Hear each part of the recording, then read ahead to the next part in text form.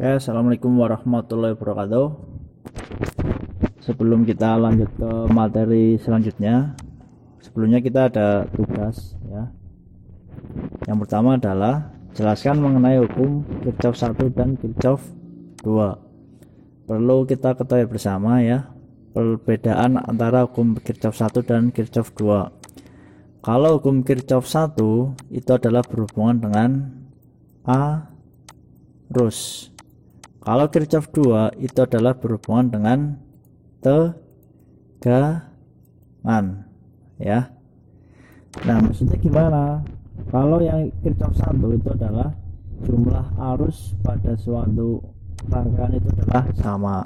Contohnya ketika ada dua resistor dirangkai secara seri, ini katakanlah A, kemudian ini B ya.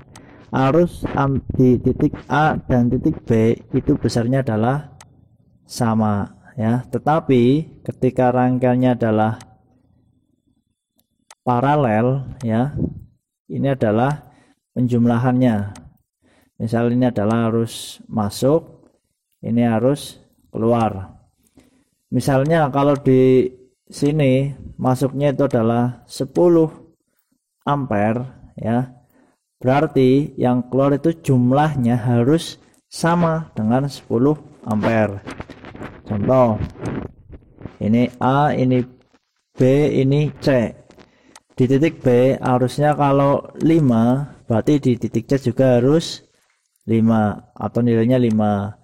Kalau di titik B arusnya adalah 6 ampere, di titik C pasti arusnya adalah 4 ampere ya.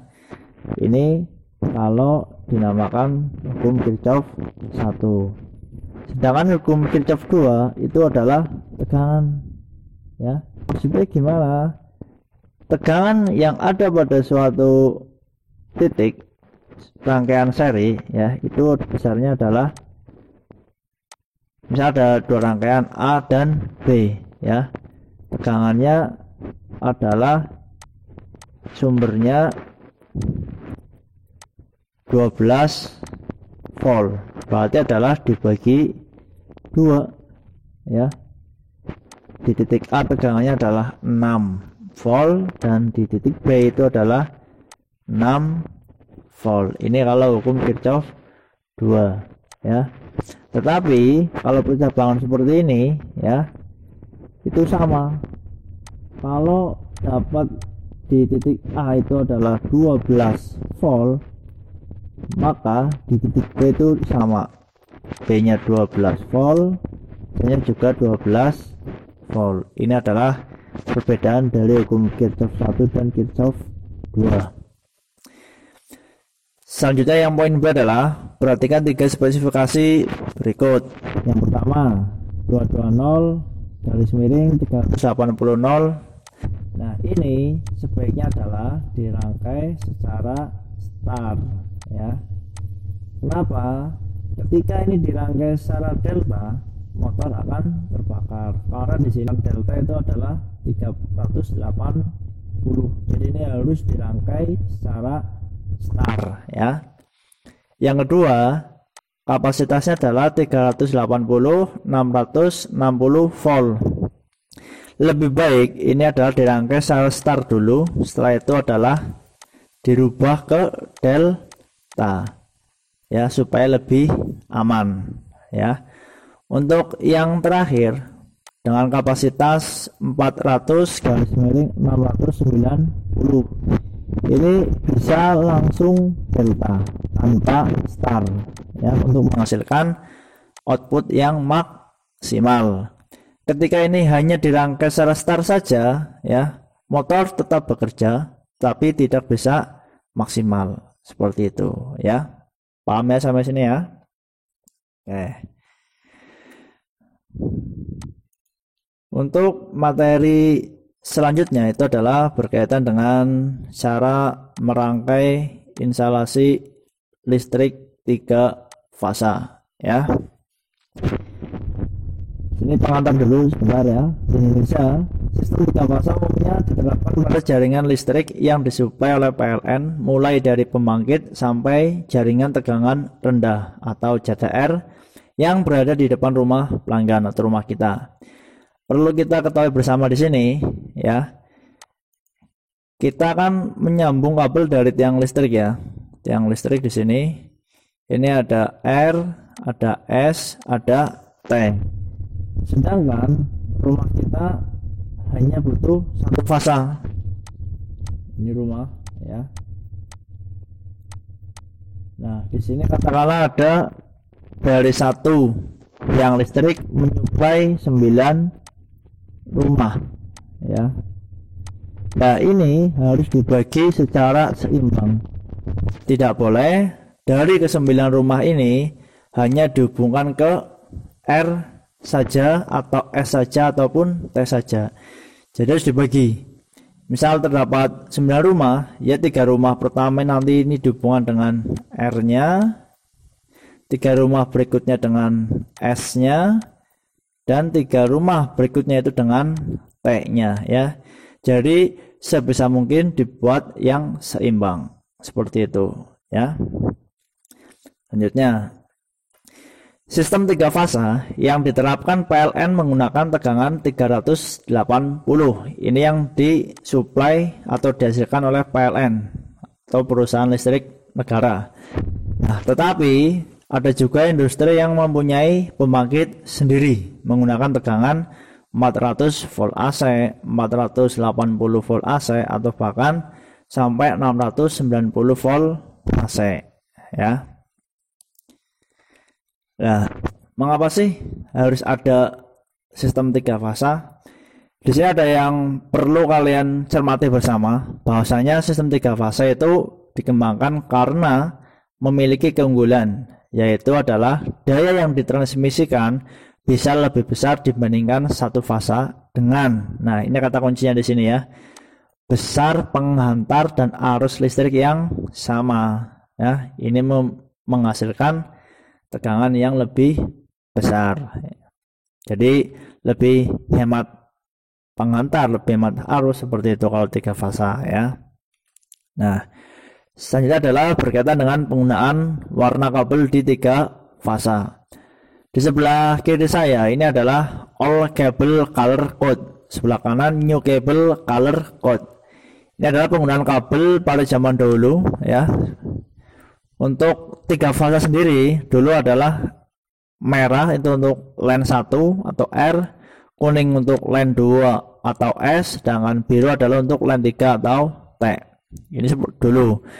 Untuk satu fasa dulu boleh merah atau kuning atau biru ya. Sedangkan untuk netral dulu adalah menggunakan kabel berwarna hitam. Untuk grounding atau pembumian itu adalah kuning kombinasi hijau. Nah, untuk zaman sekarang itu ada sedikit perubahan ya, yaitu adalah untuk satu fasa kita gunakan kabel warna coklat, untuk line 1 atau R-nya sama coklat, line 2 atau S-nya adalah hitam, sedangkan line 3 atau T-nya adalah grey atau abu-abu. Sedangkan untuk netral itu kita gunakan kabel warna biru, dan grounding atau pembumian itu masih sama, yaitu adalah kuning loret hijau. Sebetulnya untuk sistem kerja ketika kita membuat rangkaian, misalnya S-nya kita gunakan kabel warna biru, kemudian S-nya kuning kombinasi hijau, kemudian T-nya adalah abu-abu, itu sistem tetap bekerja. Artinya komponen contohnya adalah motor listrik tetap bisa bekerja. Tetapi ketika nanti ada suatu troubleshooting atau perawatan, itu akan menyusahkan kita ya untuk mengurut jalurnya. Yang putus, misal motornya nggak nyala ya, nggak bisa bekerja, yang putus itu adalah R-nya atau S-nya atau T-nya atau netralnya, itu kita akan mengalami kesusahan. Sehingga di sini kita perlu betul-betul memperhatikan kombinasi atau penggunaan warna kabel di 3 fasa ya. Kalau cuma satu fasa itu nggak masalah ya, ada 2 kabel, gunakan warna kabel mungkin adalah biru dengan ini, nggak masalah. Yang penting dicek yang ada fasanya atau kita cek menggunakan tes pen kok nyala, berarti itu adalah fasanya. Yang nggak nyala itu adalah netral. Itu mudah kalau satu fasa, tapi kalau tiga fasa itu susah ya. Sampai sini paham ya? Oke, untuk tugas di sini ini saya sajikan contoh dari rangkaian daya tiga fasa. Ini ada R, ada S, ada T. Kemarin sudah saya jelaskan ya, tegangan tiga fasa itu nilainya adalah 380 volt. Itu adalah tegangan antar fasa, berarti antara R dan S, R dan T, ataupun S dan T. Jadi ketika masing-masing line ini kita ukur menggunakan voltmeter akan menghasilkan nilai 380 volt. Nah, untuk rangkaian star delta sendiri kita butuh 3 kontaktor magnet, yaitu yang pertama adalah sebagai kontak utama, yang kedua kontak delta, yang ketiga adalah kontak star. Di mana ketiga kontak ini harus mendapatkan R, S, dan T ya. Kita urutkan, ini adalah R utama, ini S utama, ini T utama. Kemudian untuk deltanya ini adalah R, ini S, ini T. Untuk starnya ini T, ini S, dan ini adalah R ya. Kemudian pertanyaannya adalah apa yang terjadi ketika saya mengukur tegangan antara R di delta, berarti mana ini ya, R delta dengan R yang ada di star. Nah, di sini ini kita hubungkan menggunakan voltmeter. Kira-kira apa yang terjadi? Apakah nilainya 380 sama ya? Apakah 220 ya, atau malah konslet alat ukurnya, atau bagaimana ya?